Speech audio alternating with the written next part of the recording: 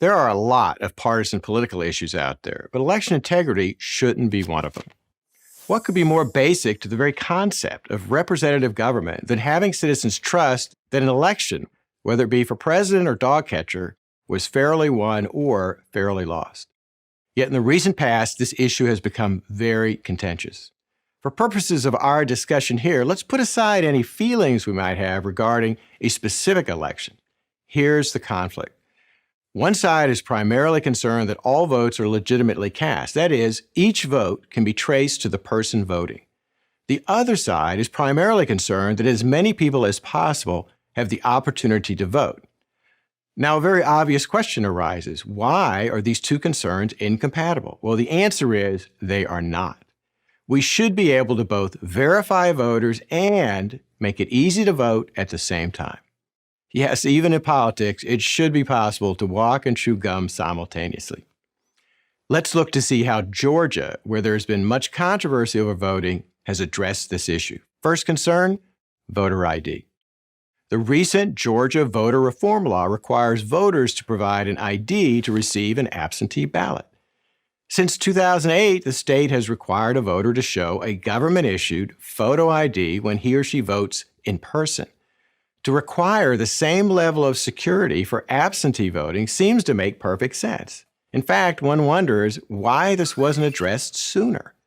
There's simply no good evidence that possessing an ID presents a hardship to voting. Have you ever met anyone who didn't have an ID? Anyone?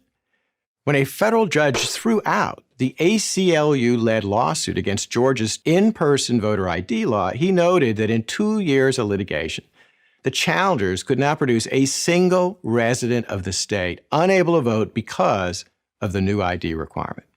But wait, as they say in TV ads, there's more. The new law says you can satisfy the voter ID requirement with a copy of a current utility bill, bank statement, government check, paycheck, or other government document that shows the name and address of the would-be voter. It's worth noting that the language on voter IDs for absentee ballots is identical to the language in the federal Help America Vote Act of 2002, which passed the U.S. Senate by a vote of 92-2. The yes votes included then-Senator Joe Biden of Delaware.